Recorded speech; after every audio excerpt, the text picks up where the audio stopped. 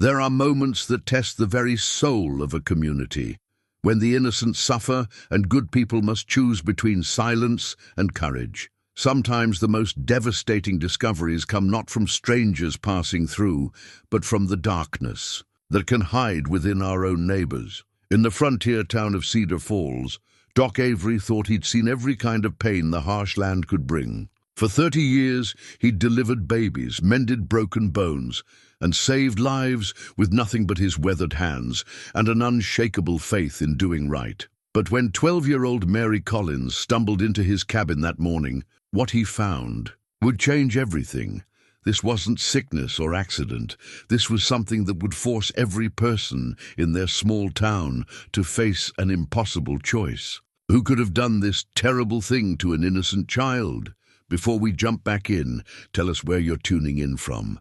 And if this story touches you, make sure you're subscribed, because tomorrow I've saved something extra special for you. The leather-bound medical journal lay open on Doc Avery's desk, its yellowed pages filled with 30 years of careful notations. Each entry told a story: births, deaths, broken bones, fevers that broke in the night. Samuel Avery had kept meticulous records since the day he arrived in Cedar Falls, a young man fresh from medical college back east, carrying nothing but a father's instruments and an unwavering belief that every life mattered. Cedar Falls had been nothing more than a collection of rough-hewn cabins then, clustered around a trading post where the Cedar River bent through a valley sheltered by pine-covered hills. Now, 3 decades later, it had grown into a proper settlement of nearly 200 souls. There was Henderson's General Store, with its wide front porch, where old-timers gathered to share news and complaints. The Silver Dollar Saloon provided respite for cowboys and lumber workers, though Doc had seen too many knife wounds come from arguments that started there. Pastor Williams held Sunday services in the white-painted church that stood at the center of town, its bell tower visible from every corner of the valley. But it was the people who made Cedar Falls what it was. Families who'd weathered harsh winters together, who'd helped each other through floods and fires, who knew each other's children like their own. There was Martha Henderson, whose husband ran the store and who never let a family go hungry, even when credit ran thin. Sheriff Morrison, a fair man who'd rather talk a drunk into sleeping it off than throw him in jail. The Kowalski family, who'd fled some trouble back in Chicago and found peace working their small farm on the eastern edge of town. And then there was the Collins family. Thomas Collins worked the lumber mill, a steady man who'd married young Sarah when she was barely 18 and he 22. They'd built their cabin with their own hands, raised chickens, kept a milk cow, and dreamed of the day when their children would have opportunities they'd never known. Sarah had given birth to 4 babies, but only Mary had survived past her 2nd year. The other 3 lay in the small cemetery behind the church, marked by simple wooden crosses that Thomas carved himself during the long winter months when grief sat heavy on their small home. Mary had become the light of their world, a girl with her mother's gentle way and her father's stubborn determination. At 12, she was beginning to show signs of the woman she'd become. Tall for her age, with dark hair that caught the light and eyes that held both innocence and the kind of wisdom that came from growing up on the frontier. She helped her mother with the household chores, tended the chickens, and could read better than most of the adults in town, thanks to the worn books Doc Avery had loaned from his own collection. Doc had delivered Mary himself, right there in the Collins's one-room cabin on a night when the snow fell so thick he could barely find his way through the streets. He remembered Sarah's exhausted smile when she first held her daughter, remembered Thomas weeping openly at the sight of his healthy child. In a place where infant mortality claimed so many, Mary's survival had seemed like a miracle.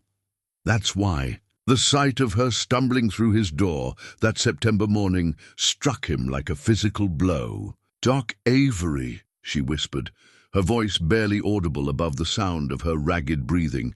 "Something's wrong with me. Something's real wrong." He'd seen her just 2 weeks earlier when she'd helped her mother deliver fresh eggs to his kitchen. She'd been bright and cheerful then, full of excitement about the traveling preacher who was coming through town. Now she stood hunched over, one arm wrapped around her middle, her face pale as winter snow. "Come in, child. Come sit down." He guided her to the examination table, noting how she flinched at his touch. "Tell me what's troubling you." "My stomach hurts something fierce," she said, settling gingerly onto the padded surface.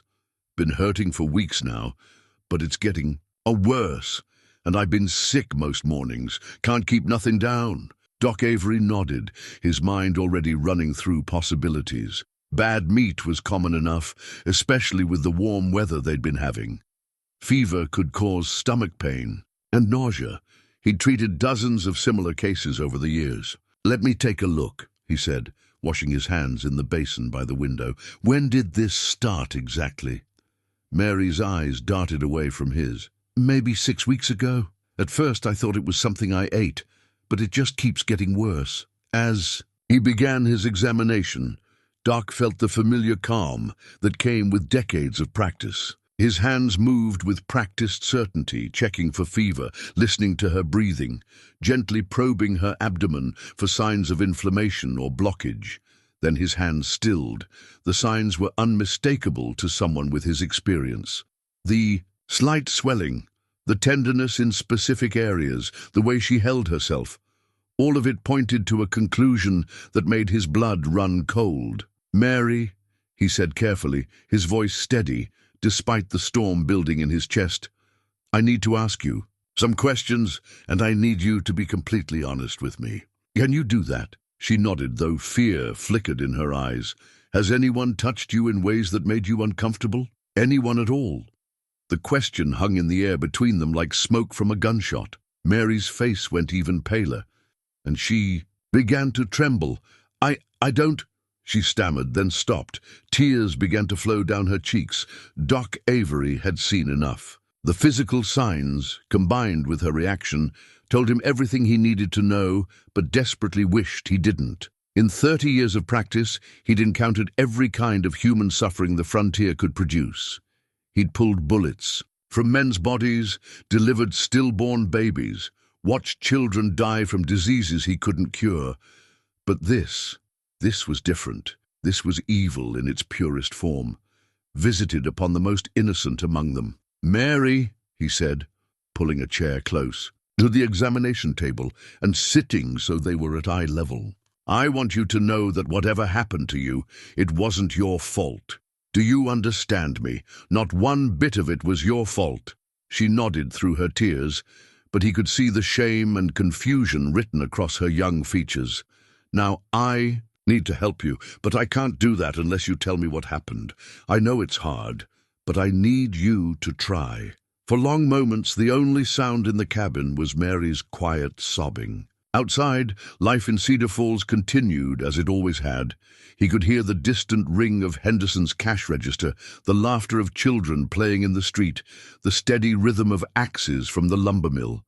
Normal sounds of a normal day, as if the world hadn't just shifted on its axis. Finally, Mary spoke, her voice so quiet he had to lean forward to hear. He said, "Nobody would believe me if I told. Said I was just a child and children make up stories." She wiped her nose on her sleeve.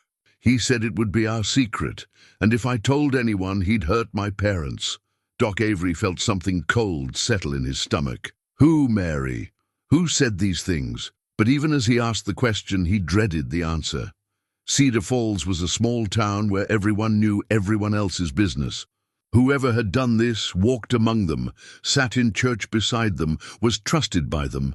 The violation wasn't just against Mary, it was against the entire fabric of their community. "I can't," Mary whispered. He said terrible things would happen." "Mary, look at me." Doc waited until her tear-filled eyes met his. "I've been taking care of folks in this town since before you were born. I've seen people at their worst and at their best, and I've learned that secrets have a way of festering like infected wounds. They don't heal until the poison is drawn out." He reached for his medical journal, that faithful record of every soul he'd tried to heal, every life he'd tried to save. This book contains the story of everyone in Cedar Falls, every birth, every death, every sickness and recovery. But it's incomplete because it doesn't tell the whole truth about what happens to people. Some hurts don't show up in a doctor's examination. Mary watched him turn the pages, seeing entry after entry in his careful handwriting. "What I'm telling you," he continued, "is that your story matters, your pain matters. And if someone has hurt you, they need to be held accountable, not just for what they did to you, but to make sure they never do it to another child." The weight of the moment settled over them both. Outside, Cedar Falls continued its daily rhythm, unaware that everything was about to change. "He's not a stranger," Mary finally whispered. "He's someone everyone trusts." The torn dress lay crumpled in the corner where Mary had left it, a small bundle of faded blue fabric that Doc Avery hadn't noticed until she pointed to it with a shaking finger. "I was wearing that the last time," she said, her voice barely above. A whisper. When it happened, I tried to mend it, but Mama would ask questions about the tears." Doc examined the garment with the same careful attention he'd give to any piece of medical evidence. The fabric was rent in several places, small tears that spoke of struggle, of desperate attempts to pull away from hands that wouldn't let go. But it was the stains that made his jaw clench, dark spots that could have been mud or blood, impossible to tell after Mary's attempts to wash them clean. "How long has this been happening, child?" Mary's hands twisted in her lap. "The first time was after the church social in July. He offered to walk me home because it was getting dark, and my parents had stayed behind to help clean up." She paused, swallowing hard. "He said he wanted to show me something in the woods, something special. I thought he was being kind." Doc Avery had attended that church social himself. He remembered the evening well. Pastor Williams had organized it to welcome a family of newcomers to town, and nearly everyone had come. There had been music and dancing, shared food, children running between the tables as their parents talked and laughed. The very picture of community harmony. "Mary, I know this is difficult, but I need you to tell me exactly what happened. All of it." She closed her eyes, as if trying to block out the memories even as she spoke them. "He led me off. The main path said there was a family of deer he'd been watching and thought I'd like to see them. When we got deep enough into the trees that nobody could see us, he changed." The words came haltingly at first, then in a rush, as if she needed to get them out before she lost her courage. She told him about hands that held too tight, about threats whispered in her ear, about pain she didn't understand and couldn't fight against.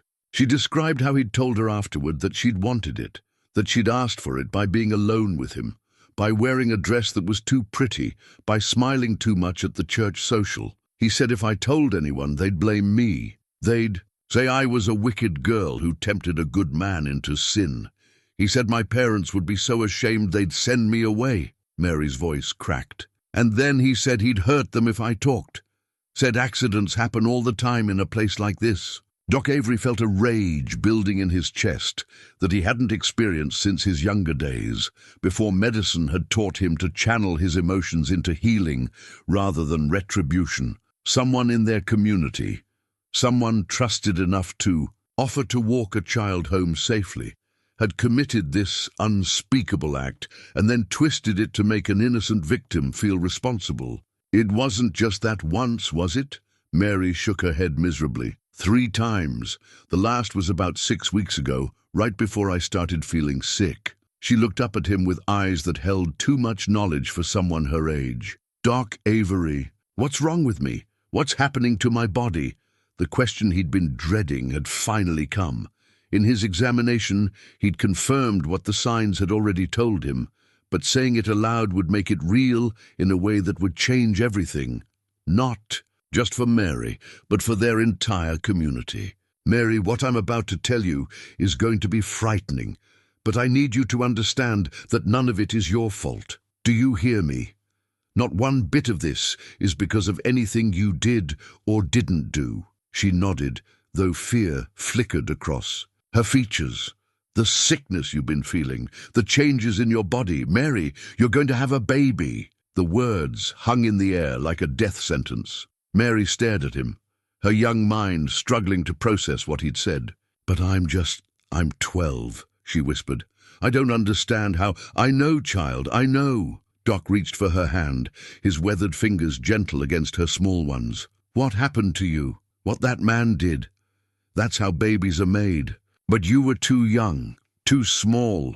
Your body isn't ready for this. Mary began to cry again, not the quiet tears from before, but deep, wrenching sobs that came from a soul trying to comprehend a burden too heavy for anyone to bear, let alone a child. Doc Avery held her while she wept, his mind racing through the implications of what he'd discovered. In a community like Cedar Falls, where everyone knew everyone else's business, keeping Mary's condition secret would be impossible. Her parents would have to be told, questions would be asked. And when the truth came out, as truth always did, in small towns, the very foundations of their community would be shaken. But more than that, there was a monster walking among them, someone who had violated not just Mary, but the trust of everyone who called Cedar Falls home, someone who was likely still here, still trusted, still in positions where they could hurt other children. Mary, I need to know who did this to you.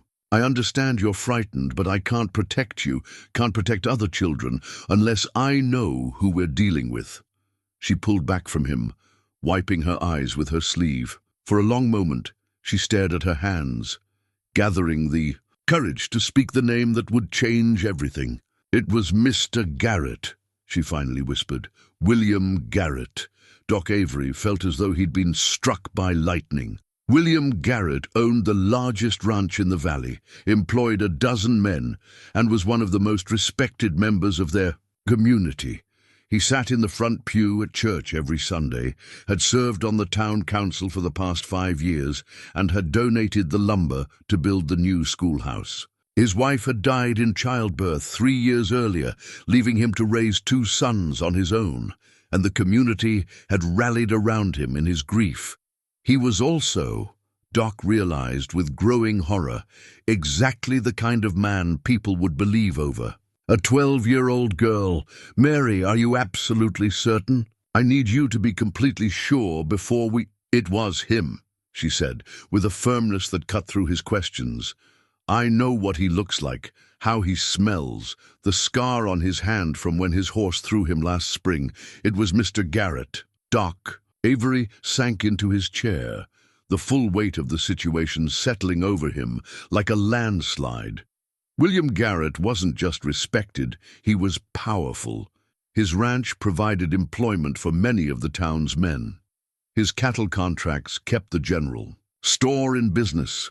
His influence reached into every corner of Cedar Falls, and now a 12-year-old girl was carrying his child. Mary, I need you to listen to me very carefully. What you've told me, this information is dangerous, not because you've done anything wrong, but because there are people who won't want to believe it. People who have reasons to protect Mr. Garrett, reasons that have nothing to do with right and wrong. She nodded, though he could see she didn't fully understand the complexities of what lay ahead. I'm going to have to tell your parents. They have a right to know, and you're going to need their support for what comes next. But before I do that, I think we need to talk to Pastor Williams. He's a good man, and he'll know how to handle this properly.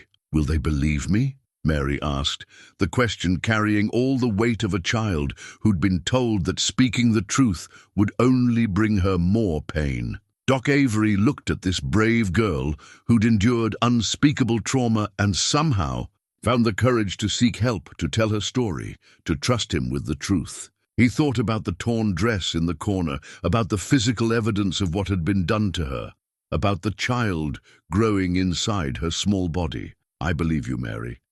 And I'm going to make sure that everyone else does too, no matter what. It costs me. But even as he said the words, Doc Avery wondered if he was making a promise he could keep. In Cedar Falls, truth and justice weren't always the same thing, and powerful men like William Garrett had ways of protecting themselves that went far beyond the law. The real battle, he realized, was just beginning. The church bell tolled 3. In times as Doc Avery walked through the afternoon heat toward the white-painted building at Cedar Falls' heart, Mary had returned home with strict instructions to rest and tell her parents only that she needed to speak with them that evening. The weight of what he carried, the knowledge that would shatter so many lives, pressed down on his shoulders like a physical burden. Pastor Jonathan Williams was tending to his small garden behind the church when Doc approached. A man in his 40s, with prematurely grey hair and hands that spoke of honest labor, Williams had served their community for 8 years with steady wisdom and genuine compassion. If anyone could help navigate the treacherous waters ahead, it would be him. "Afternoon, Sam," Williams called out, straightening up from where he'd been pulling weeds around his tomato plants. "You look like a man with something heavy on his mind. Jonathan, I need to speak with you privately, inside the church, if you don't mind." Something in Doc's tone made the pastor set down his tools without question. They walked through the side door into the cool dimness of the sanctuary, where afternoon light filtered through simple stained glass windows, painting colored patterns across the wooden pews. "What is it, Sam? You look like you've seen the devil himself." Doc Avery chose his words carefully. "Jonathan, I've just finished examining Mary Collins. What I discovered, it's going to test this community in ways we've never been tested before." He told the pastor everything, watching William's face cycle through disbelief, horror, and finally a grim acceptance of the truth. When Doc finished speaking, they sat in silence for long minutes, the weight of revelation settling between them. "Garrett," Williams finally said, his voice barely above a whisper. "Sweet Jesus, Sam, are you absolutely certain? The physical evidence is unmistakable, and Mary, she was very clear about who hurt her. 3 separate occasions, Jonathan. This wasn't a moment of weakness or poor judgment. This was deliberate, repeated violation of a child." Pastor Williams stood and began pacing the length of the altar, his footsteps echoing in the empty church. "The implications of this, Sam, you understand what we're facing? William Garrett isn't just another member of this congregation. He employs half the men in this valley. His cattle contracts keep Henderson's store solvent. He's donated thousands of dollars to build our school. Are you saying we should protect him?" "No!" Williams turned sharply. "God forgive me, no! But I'm saying we need to understand what bringing this forward will cost, not just in terms of justice, but in terms of what it might do to this community." Doc Avery studied his friend's face, seeing the genuine anguish there. "So what are you suggesting?" "I'm suggesting we need to be very careful about how we proceed. Mary's parents need to know, certainly. Sheriff Morrison needs to know. But beyond that, Sam, if word of this spreads before we have a plan, it could destroy more lives than just William Garrett's." That evening, Doc Avery sat in the Collins family's small cabin, watching Thomas and Sarah absorb the devastating news about their daughter. Thomas had listened in silence, his face growing darker with each word, his hands slowly clenching into fists. Sarah had broken down completely, holding Mary against her chest, while tears streamed down both their faces. "He needs to pay," Thomas finally said, his voice tight with controlled rage. "I don't care who he is or how much money he has. He hurt my little girl and he needs to pay." "Tom," Sarah whispered, looking up from where she held Mary, What if people don't believe her? What if they blame her?" It was the question that had been haunting Doc Avery since Mary first spoke Garrett's name. In their world, the word of a 12-year-old girl carried little weight against that of a respected businessman and community leader. "They'll believe her because I'll make them believe her," Thomas said firmly. "I'll stand in the middle of Main Street and shout the truth if I have to." "Tom, think about what you're saying," Doc cautioned. "Garrett has influence, connections. If we handle this wrong, he could make life very difficult for your family. So we're supposed to stay quiet? Let him get away with what he did to Mary? No, we're supposed to be smart about this. We need evidence beyond Mary's testimony, as much as it pains me to say that. We need other people to come forward. We need to build a case that even Garrett's influence can't tear down." Mary had been quiet through most of the conversation, but now she looked up at the adults surrounding her. "There might be others," she said softly. The room fell silent. "What do you mean, sweetheart?" Sarah asked. "At the church social, before he took me into the woods, I saw him talking to Lucy Morrison. She looked scared, kept trying to move away from him. And there's Jenny Patterson from the ranch north of town. She's been different lately, quieter. Her mama says she's been having nightmares." Doc Avery felt a chill run down his spine. If Mary was right, if there were other victims, then this was far worse than even he had imagined. "Mary, this is important," he said. "Have you ever tried to talk to these other girls about what happened to you?" She shook her head. "He said if I talked to anyone, especially other children, he'd know. He said he had ways of watching, ways of knowing what people said, even when he wasn't there." Thomas stood abruptly, his chair scraping against the wooden floor. "I'm going to kill him. I swear before God I'm going to put a bullet in that bastard's brain." "Tom, no," Sarah pleaded. "Think about Mary. What good would it do her to have her father hang for murder?" "Your wife's right," Doc said. "If we act in anger, if we let emotion drive our decisions, Garrett wins. The law protects men like him, but only if we give them reason to dismiss us as hot-headed vigilantes." But even as he spoke the words, Doc wondered if the law would protect William Garrett, regardless of how carefully they proceeded. Money and influence had a way of twisting justice, especially in small communities where economic survival often depended on staying in the good graces of powerful men. As he prepared to leave the Collins cabin, Mary caught his sleeve.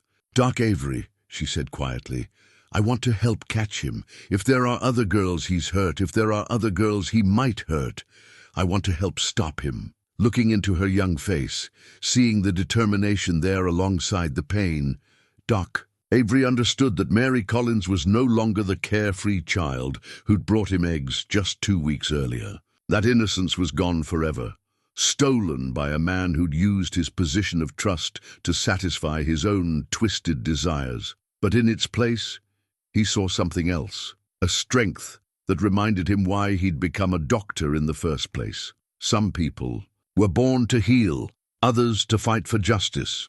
At 12 years old, Mary Collins had already proven she was willing to do both. The question was whether the rest of Cedar Falls would find the courage to stand with her. Sheriff Daniel Morrison wore his badge like a burden rather than a symbol of authority. At 52, he'd seen enough of human nature to know that the worst crimes often came from the people you'd least suspect. When Doc Avery appeared at his office door the next morning, Morrison could tell from the physician's expression that whatever he'd come to discuss would test every principle the sheriff held dear. "Dan, I need to report a crime. Several crimes, actually, and I need to know that what I tell you stays between us until we decide how to proceed." Morrison gestured to the chair across from his desk, noting how Doc's hands trembled slightly as he sat down. In all the years he'd known Samuel Avery, he'd never seen the man anything less than completely composed. "What kind of crimes are we talking about, Sam?" The story came out in careful, clinical terms, Doc Avery using his medical training to maintain emotional distance from the horrific facts. Morrison listened without interruption, his face growing grimmer with each detail. "William Garrett," he finally said when Doc finished. "Jesus Christ, Sam. Of all the men in this valley, I know what you're thinking. I thought the same thing. But the evidence is clear, and Mary's account is consistent with her injuries. This isn't a child making up stories for attention." Morrison stood and walked to his window, looking out at the dusty main street where morning business was just beginning. He could see Garrett's ranch hands loading supplies at Henderson's store. The same men who'd worked for William Garrett for years, who spoke of him as a fair and generous employer. "You understand what you're asking me to do? Arrest one of the most influential men in the territory based on the word of a 12-year-old girl. I'm asking you to investigate a series of crimes against children. The fact that the perpetrator has money and influence doesn't change what he did, doesn't it?" Morrison turned back to face Doc. "Sam, be realistic. Even if I arrest Garrett, even if we bring him to trial, do you think a jury of his peers, men who depend on him for their livelihoods, is going to convict him? Or are they going to decide that a traumatized child has confused the facts?" The brutal pragmatism of the statement hung between them. Doc Avery had spent the night wrestling with the same questions, knowing that justice and the law weren't always the same thing. "Then what are you suggesting? That we do nothing?" "I'm suggesting we need more than Mary's testimony if we want this to stick. You mentioned the possibility of other victims. If we can find them, if we can build a pattern of behavior, then maybe we have a chance." That afternoon, Doc Avery found himself walking the winding path to the Morrison homestead, where Sheriff Morrison's younger sister Ellen lived with her 15-year-old daughter Lucy. Ellen had never married, choosing instead to raise Lucy with the help of her brother's support and her own work as the town's seamstress. Lucy was hanging laundry when Doc approached, her movements quick and efficient. She was a pretty girl, with her mother's fair coloring and a maturity that came from taking on adult responsibilities at a young age. "Afternoon, Lucy. Is your mother home?" "She's inside working on Mrs. Henderson's wedding dress," Lucy replied, not meeting his eyes. "Is something wrong?" You look upset." Doc studied the girl's face, noting the shadows under her eyes, the way she held herself as if expecting a blow. "Lucy, I need to ask you some difficult questions about things that might have happened to you, things you might not have told anyone about." The wet sheet she'd been hanging slipped from her hands, falling into the dirt. "I don't know what you mean," she said quickly, but her voice shook. "At the church social in July, Mary Collins saw you talking to Mr. Garrett. She said you seemed frightened. Lucy, has he ever done anything to you that made you uncomfortable?" Lucy's face went white as cotton. For a moment, Doc thought she might faint, but instead she looked around frantically as if checking to see who might be listening. "I can't," she whispered. "I can't talk about it." "Lucy, you're safe now. Whatever happened, whatever he told you, would happen if you talked. I'm here to protect you. Your Uncle Dan is here to protect you." "He said," Lucy started, then stopped, shaking her head violently. "He said if I told anyone, he'd make sure. Uncle Dan lost his job, said he had friends in the territorial government who could have him removed from office. Said he'd tell people that Uncle Dan wasn't fit to be sheriff if he couldn't even protect his own family." The cruelty of it took Doc's breath away. Garrett hadn't just threatened his victims, he'd threatened their families, using their love for each other as a weapon to ensure their silence. "Lucy, I need you to know that Mary Collins came forward yesterday. She told us what William Garrett did to her, and now she's going to have his baby." Lucy's legs gave out, and she sat down hard in the dirt, her face buried in her hands. "Oh, God. Oh, Mary, she's just a baby herself. She doesn't have to face this alone anymore, and neither do you. But we need your help, Lucy. We need you to tell us what happened." The story that emerged was eerily similar to Mary's, an offer to walk her home that led to an isolated location, violence disguised as affection, threats designed to ensure silence. But Lucy had been assaulted just once, nearly a year earlier, and had convinced herself that staying quiet was the same as making it disappear. "After it happened, I started having nightmares," she said, her voice hollow. "Mama thought I was sick, kept trying to dose me with tonics. But how do you cure nightmares when the monster walks around free, smiling at you in church every Sunday?" That evening, Doc Avery sat with Ellen Morrison and Sheriff Morrison in the kitchen of the Morrison house, watching Lucy's mother struggle to process what she'd learned about her daughter's suffering. "A year," Ellen kept repeating. "She's been carrying this for a year, and I never knew. What kind of mother doesn't know when her child is in pain?" "The kind who was dealing with a child too frightened to ask for help," Doc said gently. "Lucy was protecting you, Ellen, protecting your brother. Garrett made sure of that." Sheriff Morrison's jaw was tight with controlled fury. "2 victims we know about. There might be others." "There are others," came a small voice from the doorway. Lucy stood there, having slipped down from her room to listen. Jenny Patterson. I saw her at the general store last month, and when Mr. Garrett came in, she went white as a sheet and practically ran out the back door. And there's something else. She paused, gathering courage. His own sons, Thomas and Michael. They're terrified. Of him. Really terrified. Not just normal father-son discipline. I've seen how they flinch when he raises his voice. How they try to make themselves invisible when he's around. The implications hit them all at once. If William Garrett was abusing his own children as well as other people's daughters, then the scope of his crimes was far worse than they'd imagined. We need to move carefully, Morrison said finally. But we need to move. Every day we wait is another day he might hurt someone else. Doc Avery nodded. But privately he wondered if they weren't already too late. How many children had suffered in silence while William Garrett hid behind his reputation and influence? And how many more would suffer before they found the courage and the evidence to stop him? The town ledger sat open on Henderson's store counter, its pages filled with careful notations of every transaction, every credit extended, every debt owed. Martha Henderson ran her finger down the columns as she explained to Doc Avery just how deeply William Garrett's influence ran through Cedar Falls' economic bloodstream. "See here," she said, pointing to entry after entry. "Garrett's ranch accounts for near 30% of our business. Feed, tools, supplies for his hands. If he were to pull his trade, we'd have to close within 6 months." She flipped to another section. "And here's the credit we've extended to families whose men work for him. If Garrett decided to lay off workers, half these debts would go unpaid. We'd lose everything, Sam." Doc Avery had asked Martha to show him the books, precisely because he needed to understand the economic reality they were facing. He'd known Garrett was wealthy and influential, but seeing the actual numbers made the scope of his power clear in ways that chilled him to the bone. "Martha, I need to ask you something in confidence. Have you ever noticed anything unusual about William Garrett's behavior around young girls?" The question hung in the air between them like a loaded gun. Martha closed the ledger slowly, her expression thoughtful and troubled.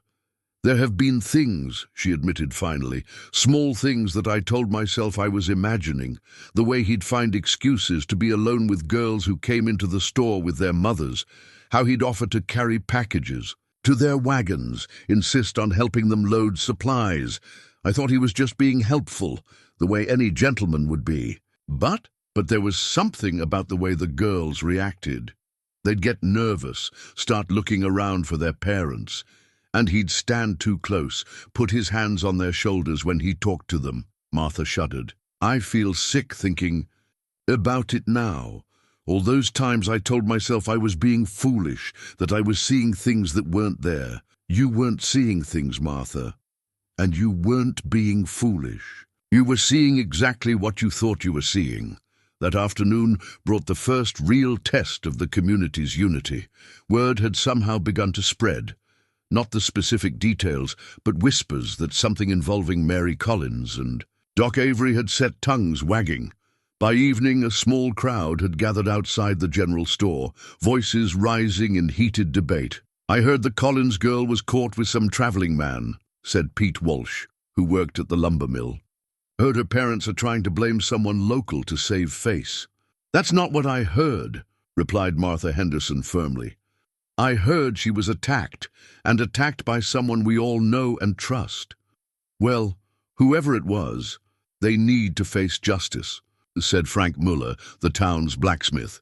"Can't have men thinking they can take advantage of children without consequences." But not everyone agreed.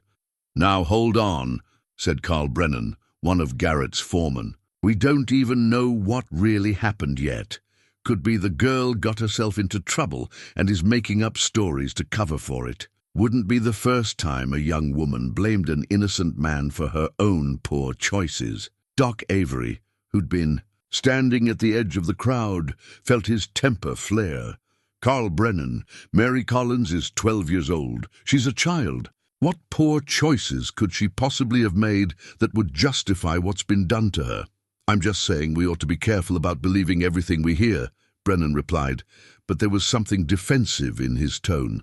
"Mr. Garrett's been good to this town, good to the folks who work for him. Seems wrong to condemn a man based on rumors and gossip, and it seems wrong to dismiss a child's suffering because it's inconvenient," Doc shot back. The crowd murmured uneasily, sensing the deeper conflict brewing beneath the surface of the conversation. Lines were already being drawn, alliances forming based on economic necessity rather than moral principle. As the group began to disperse, Doc noticed several of Garrett's employees hanging back, their expressions troubled. One of them, a young man named Tim Bradley, approached him hesitantly.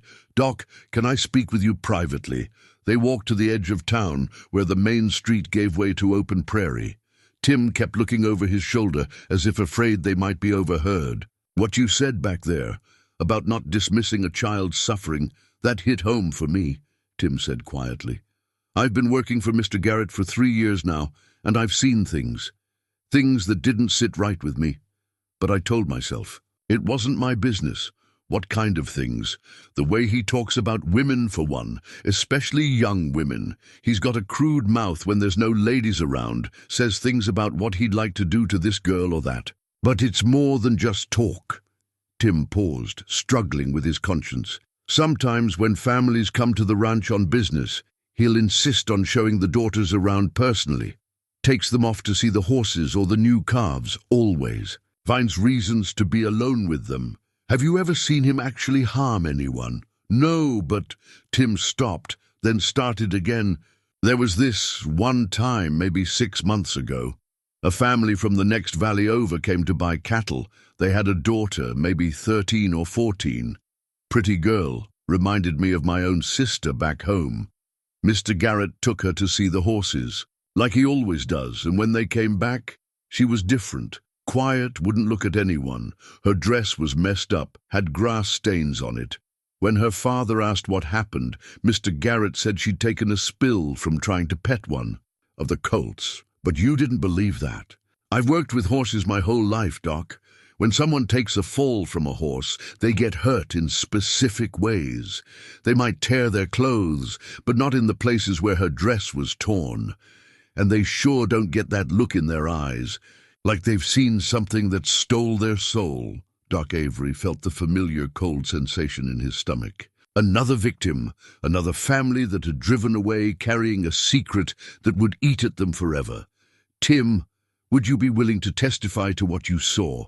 If it came to that—" The young cowboy was quiet for a long time, staring out at the mountains that ringed their valley. "Mr. Garrett's a powerful man, Doc. He's got friends in the territorial capital, connections that reach far beyond Cedar Falls. If I cross him, I'm not just losing my job. I'm losing any chance of ever finding work again in this part of the territory. And if you don't cross him, how many more children will suffer?" It was the question that would define every conversation, every decision in the days to come. How much were they willing to sacrifice to protect the innocent? And what did it say about their community if the answer was not enough? Tim Bradley looked Doc Avery in the eye, and something passed between them, an understanding of what courage meant when the stakes were higher than any man should have to bear. "I'll testify," he said quietly. "God help me, I'll testify."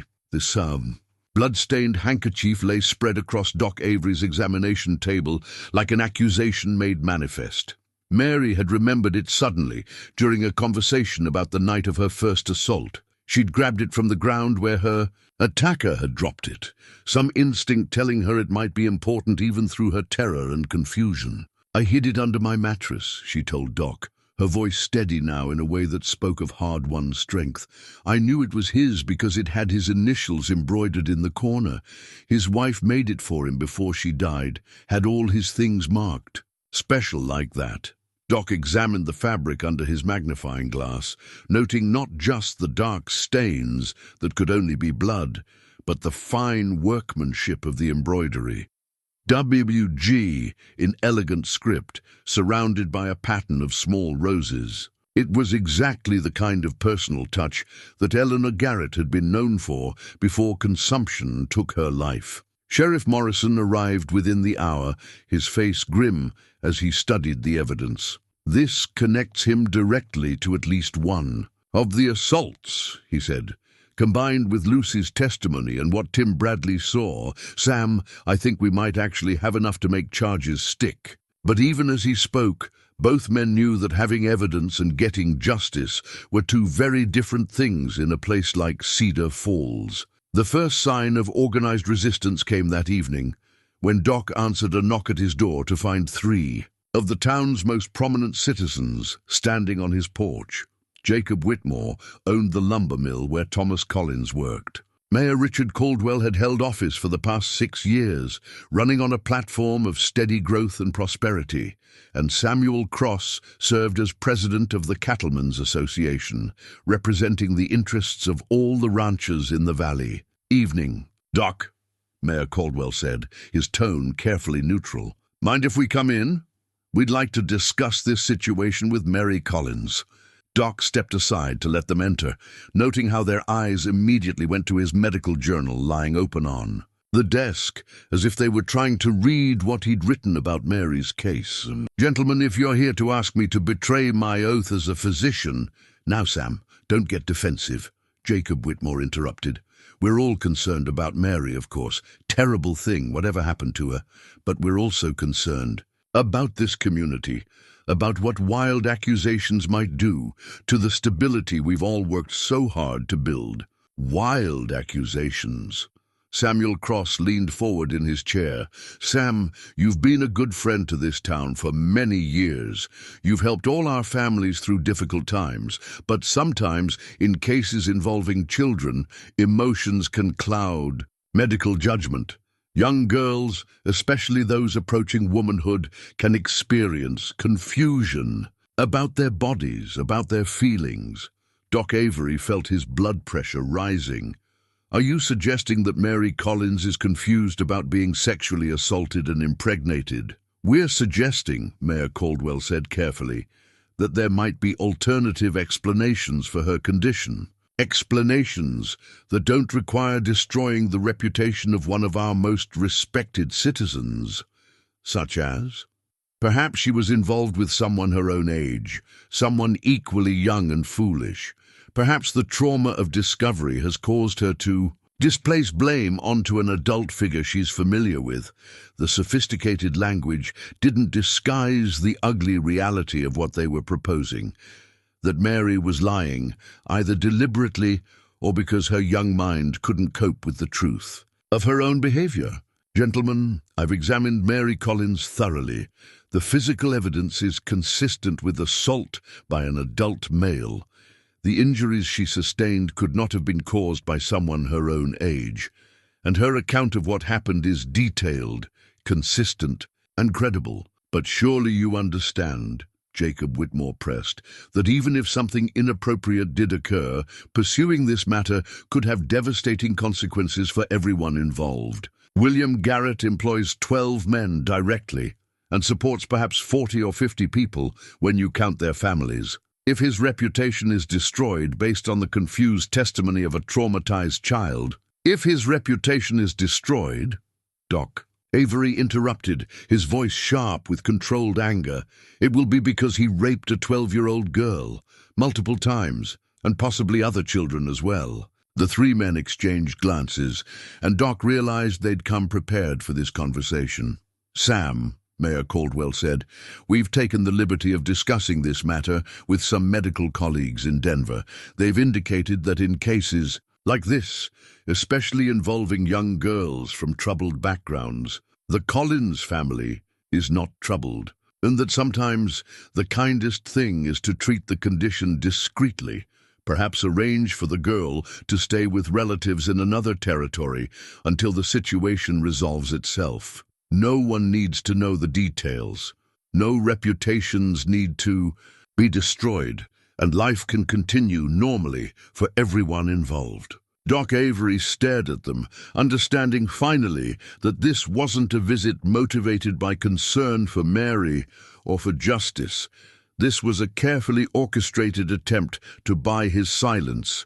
"You want me to help Mary disappear," he said flatly. "Send her A way to have Garrett's baby in secret. Then what? Pretend none of this ever happened.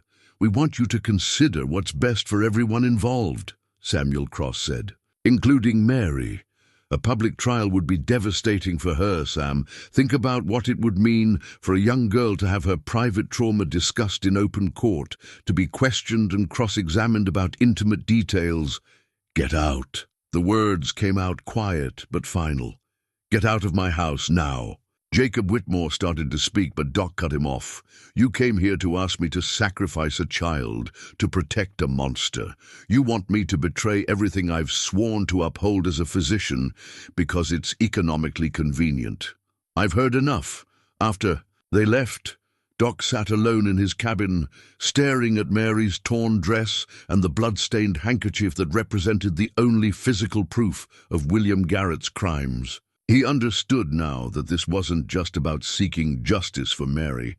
It was about the soul of Cedar Falls itself. The next morning brought a more direct message.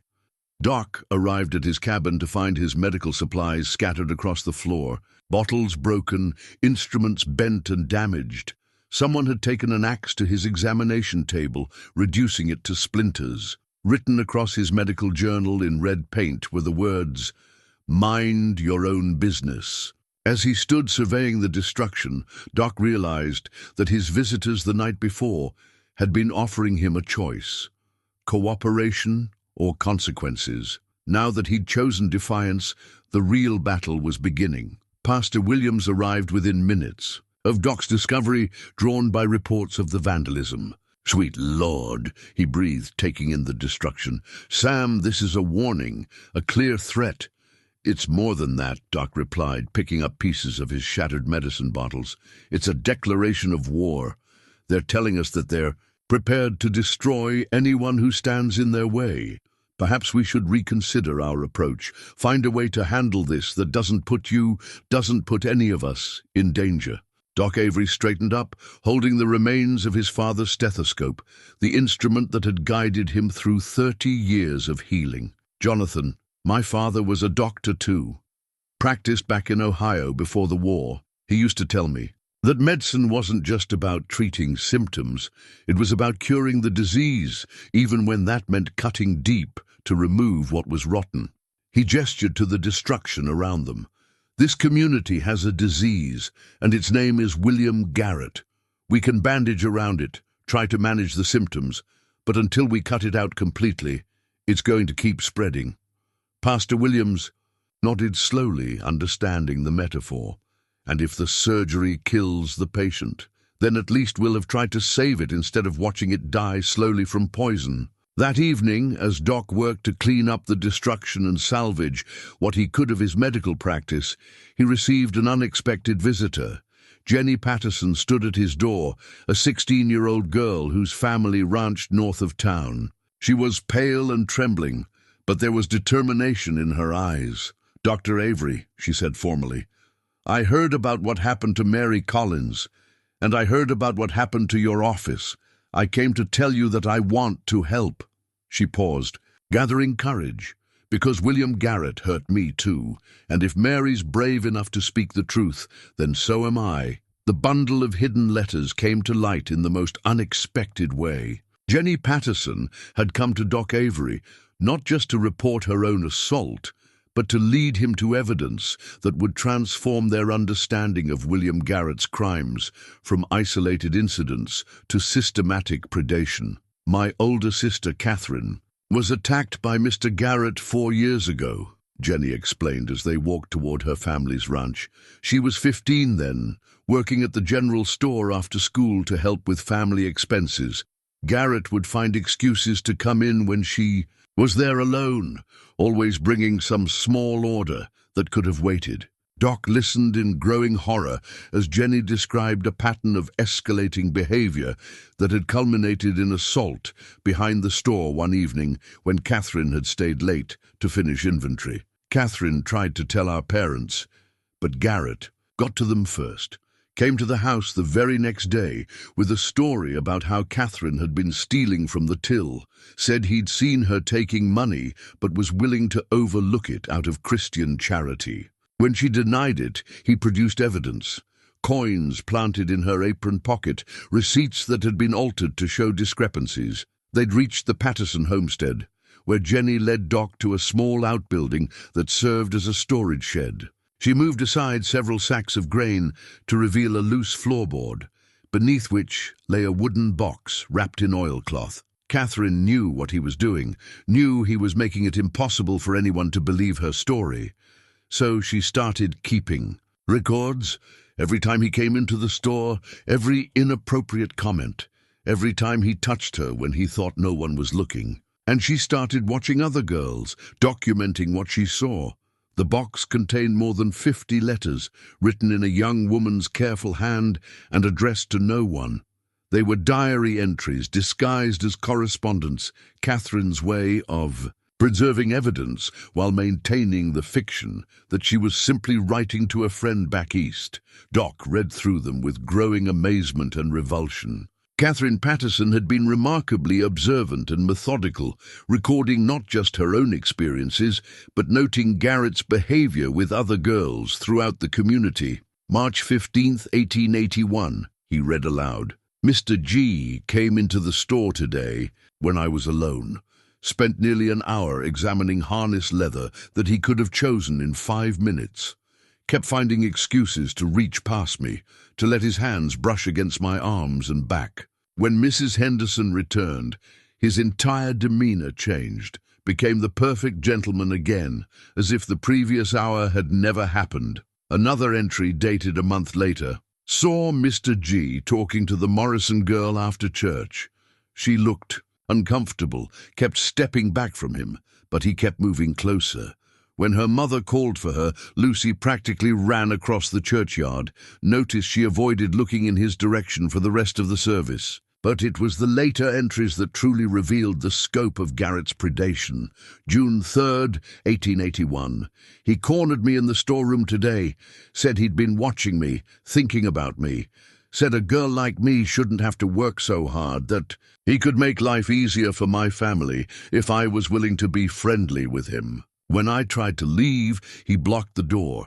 Told me he knew about the missing money he'd planted himself, and that he could either report it to the sheriff or we could come to an understanding. Doc's hands shook as he read Catherine's account of the assault that followed, described in clinical detail, that spoke of a young woman trying to process trauma by documenting it with scientific precision. Why didn't she come forward with this? Why hide it? Jenny's laugh was bitter. She tried. The morning after it happened, she went to Sheriff Morrison. But when she started to tell her story, Morrison stopped her, said he'd already heard from Mr. Garrett about the theft, and that making false accusations would only make things worse. For her, Morrison knew? Not about the assault, not then, but he knew about the theft charges, and Garrett had convinced him that Catherine was trying to deflect blame. When she insisted she was telling the truth about being attacked, Morrison suggested she was having female hysteria and should speak with Pastor Williams about controlling her emotions. Doc felt sick. Sheriff Morrison, a man he'd considered a friend and ally, had unwittingly helped Garrett silence his first victim. But the most damning evidence was yet to come. In the bottom of the box, Catherine had hidden copies of documents she'd managed to obtain through her work at the store, invoices, shipping records, and correspondence that revealed a network of complicity that reached far beyond William Garrett himself. "Look at this," Jenny said, pointing to a letter dated 18 months earlier. It was from a cattle buyer in Denver, written to Mayor Caldwell, discussing arrangements for a special shipment that needed to be handled with discretion and care. Doc read the letter twice before its meaning became clear. The special shipment wasn't cattle, it was girls. Young women from smaller settlements and isolated ranches brought to Cedar Falls under various pretenses and then delivered to men who paid handsomely for access to them. Catherine figured it out when she started noticing patterns, Jenny explained. Girls would arrive in town, stay for a few days at the boarding house, then disappear again, Always young, always alone, always with stories about looking for work or visiting relatives that didn't quite add up. More letters revealed the scope of the operation. Mayor Caldwell served as the coordinator, using his position to provide legitimacy and cover.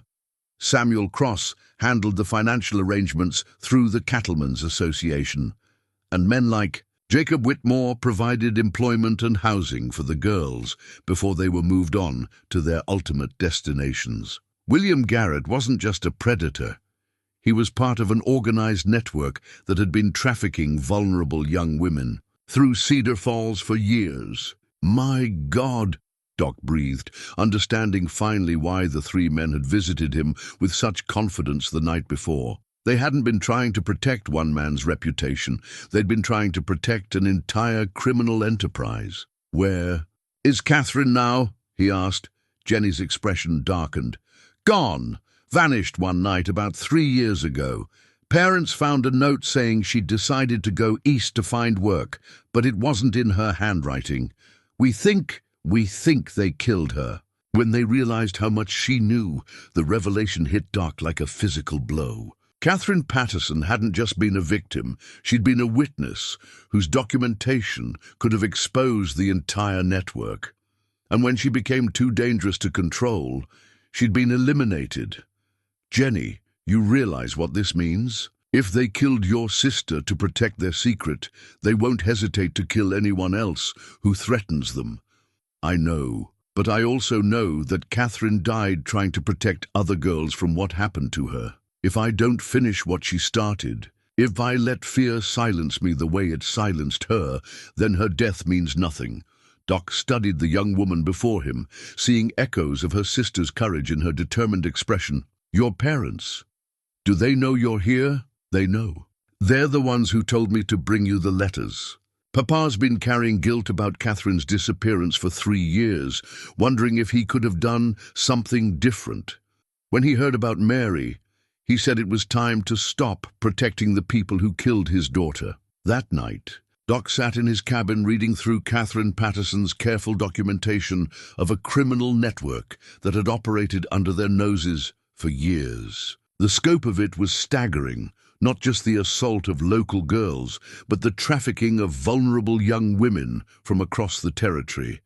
But what chilled him most was the realization that Catherine's letters revealed the true reason why his office had been destroyed, why he'd been visited by the town's leadership, why pressure was mounting to silence Mary's accusations. They weren't just trying to protect William Garrett from justice. They were trying to protect a lucrative criminal enterprise that had made several of Cedar Falls' most respected citizens very wealthy indeed. And now Doc Avery, Mary Collins, and a handful of brave souls stood between that enterprise and its continued operation. The war for Cedar Falls' soul was about to begin in earnest.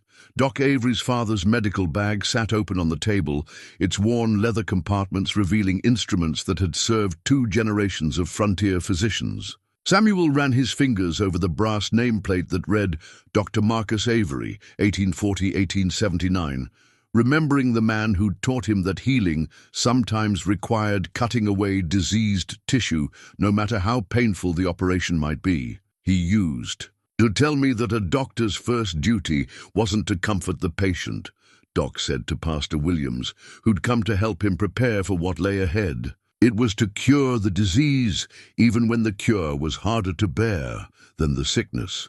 Williams watched as Doc carefully cleaned each instrument, the ritual serving as both practical preparation and emotional steadying. "And you see Garrett and his network as a disease.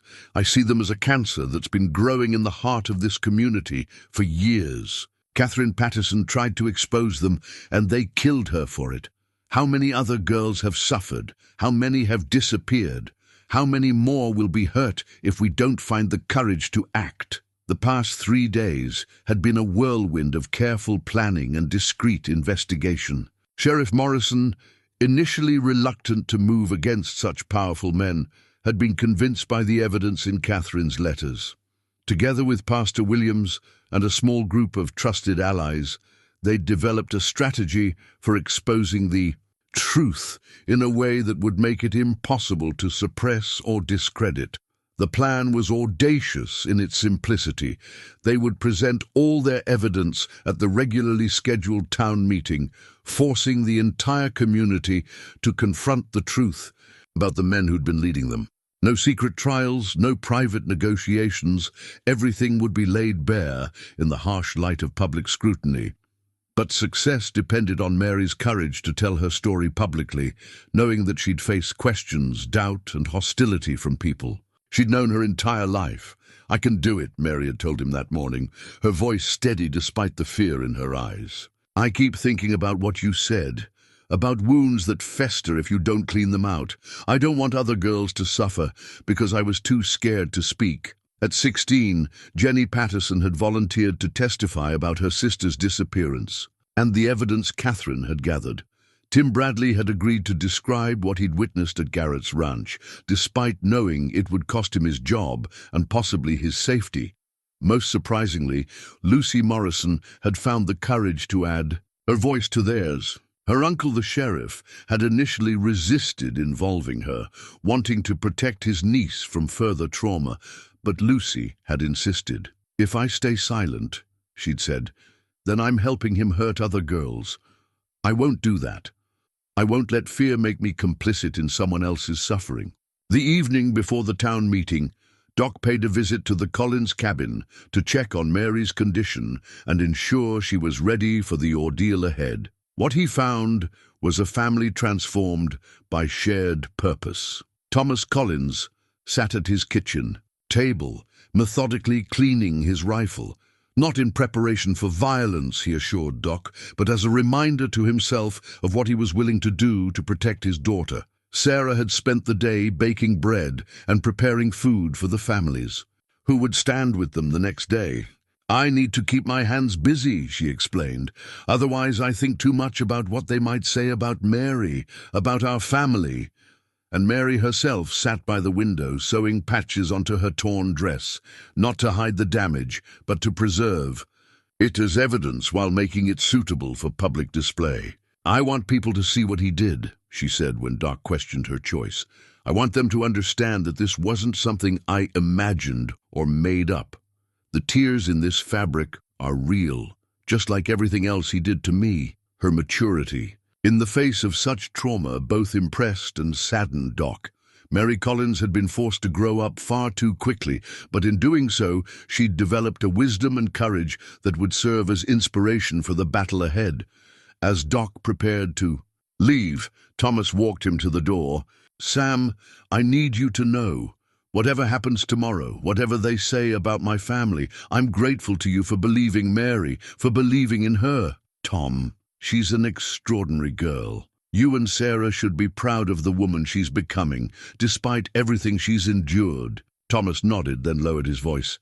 "I also need you to know that if the law fails us tomorrow, if those men walk away without consequences, I won't let this stand. I can't." Doc understood the warning. If justice couldn't be achieved through legal means, fathers like Thomas Collins would seek it through older, more direct methods. The stakes of tomorrow's meeting couldn't be higher. The final evening preparation took place in Pastor Williams's study, where their small group of allies gathered to review their strategy one last time. Sheriff Morrison spread out copies of Catherine's letters, the physical evidence, and written statements from each of the victims. "We have enough to convict Garrett of assault," Morrison said. "The letters provide evidence of trafficking and conspiracy involving Caldwell, Cross, and Whitmore. But we need to be prepared for them to fight back hard." "How hard?" asked Ellen Morrison, who'd insisted on being part of the planning despite her brother's concerns for her safety. "They've had 3 days to prepare since word started spreading. They've got money, influence, and everything to lose. I expect they'll try to discredit our witnesses, question their motives, maybe even produce counter-evidence of their own." Martha Henderson, who'd closed her store early to attend the meeting, spoke up. "They've already started spreading stories about Mary. Carl Brennan was in this afternoon, telling anyone who'd listen that the Collins girl has always been troubled. that she's been caught in lies before. What kind of lies? Doc asked sharply. Nothing specific, just vague suggestions that she's not reliable, not trustworthy. The kind of rumors that stick even when they're not true. Pastor Williams leaned back in his chair, his expression thoughtful. They're trying to poison the well before we even get to present our case. Classic strategy. Make people doubt the messenger so they'll doubt the message. Then we need to be better prepared than they are, Doc said firmly. We need to present our evidence so clearly, so comprehensively, that doubt becomes impossible. As the meeting broke up, Doc found himself walking home alone through streets that had become unfamiliar, despite 30 years of residence. Cedar Falls looked the same wooden storefronts, the same houses with their neatly tended gardens, the same church steeple rising above it all. But now he saw it differently, understanding that beneath the surface of community harmony lay networks of corruption and complicity that had operated for years. Tomorrow would determine whether the people of Cedar Falls had the moral courage to face the truth about their leaders, regardless of the economic and social cost. Whether they would choose justice for the innocent over comfort for themselves. In his cabin, Doc opened his father's medical bag one final time, running his hands over instruments that had served 2 generations of healers. His father had faced his own moment of moral testing during the war, choosing to treat wounded soldiers regardless of which uniform they wore, despite pressure from military commanders who wanted him to prioritize their own men. Healing has no politics, Marcus Avery had told his son. Pain is pain, suffering is suffering, and our job is to relieve it wherever we find it. Tomorrow, Doc would discover whether his community shared that simple, profound understanding of right and wrong. As he prepared for bed, he noticed a small envelope that had been slipped under his door. Inside was a brief note in a child's handwriting. Dr. Avery, thank you for believing me when no one else would.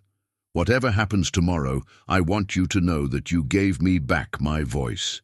You made me remember that I matter. Mary, reading. Those words, Doc Avery understood that they'd already won something important, regardless of what the town meeting might bring. They'd proven that truth could survive even in the face of power and intimidation, that courage could emerge from the most unlikely sources.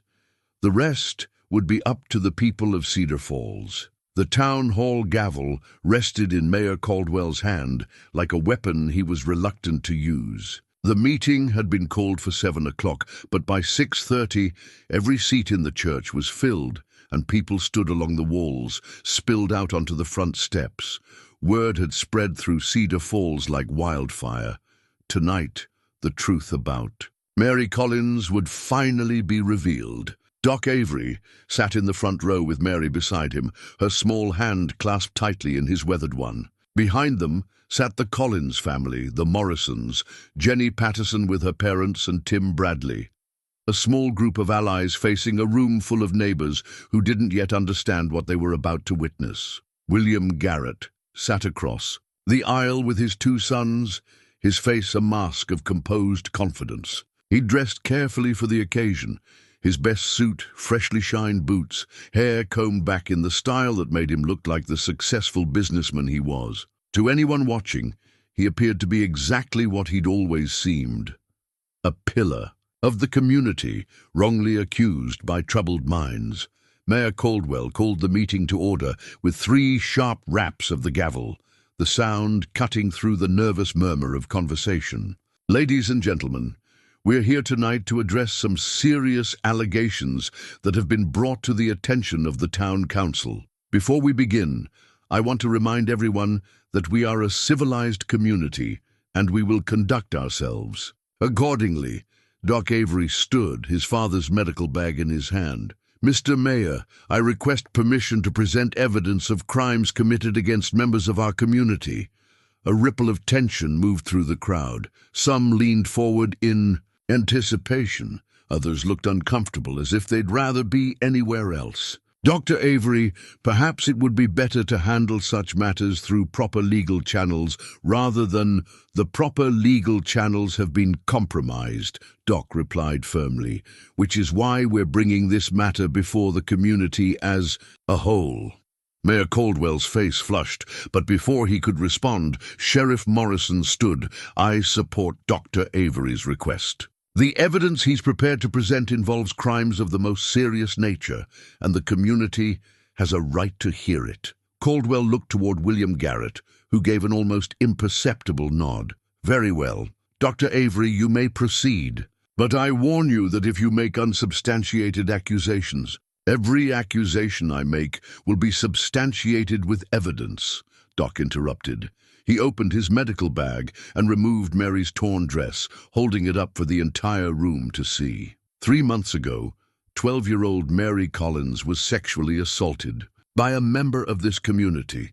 This is the dress she was wearing. The tears you see in the fabric are the result of her struggle to escape her attacker. Gasps and murmurs erupted throughout the room. Some people turned to look at Mary with sympathy, others with skepticism. William Garrett's expression never changed. Furthermore, Doc continued, placing the blood-stained handkerchief on the table. Beside the dress, this handkerchief was dropped at the scene of the assault. It bears the initials WG and matches handkerchiefs known to belong to William Garrett. Now Garrett shifted slightly in his seat, his composure cracking just enough for those watching closely to notice. But the physical evidence is only part of the story. Mary, would you please stand and tell these people what happened to you? Mary rose slowly, her legs shaking but her voice clear as she began to speak. She told her story simply and directly, without embellishment or dramatic flourishes. She described the church social, the offer to walk her home, the path into the woods that led to her nightmare. As she spoke, Doc watched the faces in the crowd. Some showed genuine horror and sympathy. Others appeared skeptical, their expressions suggesting they found it hard to believe such accusations against a respected member of their community. But what troubled him most were the faces that showed no surprise at all, people who seemed to be hearing confirmation of suspicions they'd harbored for some time. Mr. Garrett told me that no one would believe me if I spoke, Mary continued, her voice gaining strength. He said I was just a child, and children make up stories. He said people would think I was wicked for tempting a good man into sin. She paused, looking directly at William Garrett, who stared back at her with undisguised hatred. But I'm not wicked, and I didn't make up stories. What he did to me was real. The baby growing inside me is real. And if speaking the truth means people will call me a liar, then at least I'll know I tried to protect other girls from what happened to me. The silence that followed was absolute. Mary remained standing, her chin lifted defiantly, facing down. A room full of adults who would decide whether her suffering mattered enough to act upon. Then, from the back of the room, came an unexpected voice. She's telling the truth. All heads turned to see Lucy Morrison stepping forward, her face pale but determined. Mary Collins is telling the truth because the same thing happened to me. Mary's mother's wedding ring caught the lamplight as Sarah Collins twisted it nervously around her finger. She'd already pawned her grandmother's brooch and her silver hairbrush to pay for Mary's medical care, but the ring, the simple gold band that Thomas had saved 6 months to buy before their wedding, represented her last connection to the hope and innocence of their early years together. The testimony had continued for nearly 2 hours. After Lucy spoke, Jenny Patterson had stood to tell her story and present her sister's letters.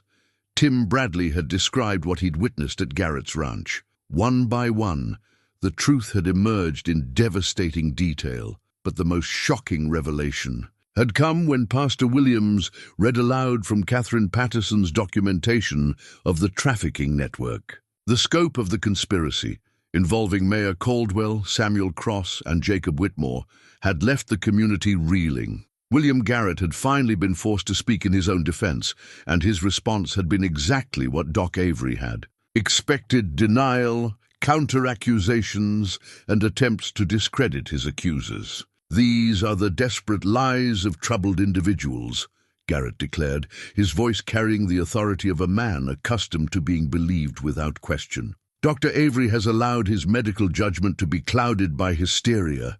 These girls, and I use that term advisedly, have concocted this fantasy to explain away their own poor choices." He gestured dismissively toward Mary. "Look at her, 12 years old and pregnant. In my day, we called that what it was, moral failing, not criminal. Assault.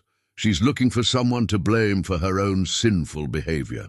The cruel words hit Mary like physical blows, but she remained standing, her mother's hand on her shoulder providing strength. "Furthermore," Garrett continued, "I find it suspicious that these accusations emerge just as my business dealings have become more successful. This smells of extortion, of people hoping to profit from false claims against a man of means." But his confident facade cracked when Sheriff Morrison stood and pulled out a pair of iron shackles. "William Garrett, you're under arrest for the sexual assault of Mary Collins, Lucy Morrison, and Jenny Patterson. You're also under arrest for conspiracy to commit kidnapping and human trafficking." The words echoed through the church like thunder. For a moment, nobody moved, nobody breathed. Then chaos erupted. "This is outrageous," Samuel Cross shouted, jumping to his feet. "You can't arrest a man based on the fantasies of hysterical children." "I can and I am," Morrison replied firmly. "We have physical evidence, multiple witness, testimonies and documentation of a criminal conspiracy that reaches to the highest levels of this community's leadership." Mayor Caldwell banged his gavel repeatedly. "Sheriff Morrison, I order you to stand down. You're overstepping your authority." "My authority comes from the territorial government, not from you," Morrison shot back. "And right now, you're a suspect. Yourself." The room divided instantly into two camps. On one side stood those who'd heard the testimony and believed it. Families with children, people who'd noticed troubling patterns over the years, citizens who valued truth over economic convenience. On the other side gathered those whose livelihoods depended on Garrett and his associates, along with those who simply couldn't accept that such evil had been operating under their noses. "You're destroying this community," Jacob Whitmore accused, pointing at Doc Avery. "Years of progress, years of building something decent out of wilderness, and you're willing to tear it all down based on gossip and spite." "We're not destroying anything," Doc replied, his voice calm despite the storm around him. "We're trying to save it. A community built on the suffering of children isn't progress. It's moral bankruptcy dressed up in Sunday clothes." The debate raged for another hour, voices rising, accusations flying.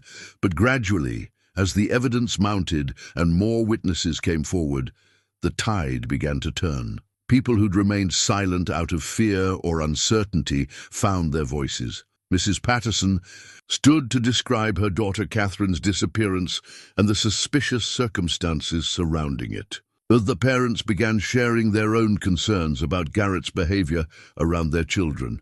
Even some of his own employees stepped forward to describe disturbing incidents they'd witnessed but dismissed. Finally, Mayor Caldwell called for a vote. "All those in favor of pursuing formal charges against William Garrett and his alleged conspirators, raise your hands." The count was close, closer than Doc had hoped, but justice prevailed by a margin of 12 votes. As Sheriff Morrison placed the shackles on William Garrett's wrists, the man who'd terrorized children and corrupted a community for years, finally showed his true face.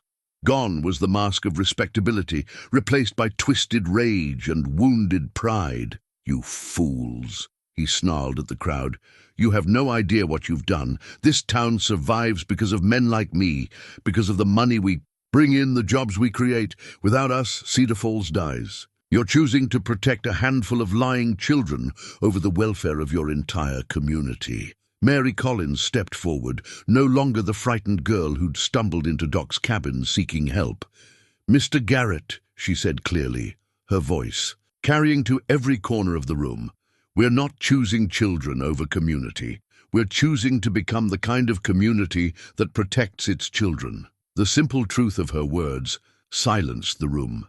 As Garrett was led away in chains, Doc Avery realized that Cedar Falls had just passed the most important test a community could face. They'd chosen justice over comfort, truth over convenience, and the protection of the innocent over the preservation of power. The new town charter lay spread across Pastor Williams's desk, its crisp pages representing Cedar Falls' commitment to never again let corruption take root in their community. 6 months had passed since the night that changed everything, and the document before them codified the lessons learned through pain and courage. Article 7, Williams read aloud to the small committee gathered in his study. Any allegation of harm to a child shall be investigated by a panel of 3 citizens chosen by lottery, with no regard for the economic or social standing of the accused. Doc Avery nodded approvingly as he listened to provisions that would have seemed unnecessary just a year earlier. The charter established protections for whistleblowers, mandatory reporting requirements for suspected abuse, and oversight mechanisms designed to prevent the concentration of power that had enabled Garrett's crimes. Article 12. No single individual or business entity shall control more than 20% of the town's economic activity, and all major decisions affecting community welfare shall be subject to public vote. Outside, life in Cedar Falls continued with a rhythm that was both familiar and fundamentally changed.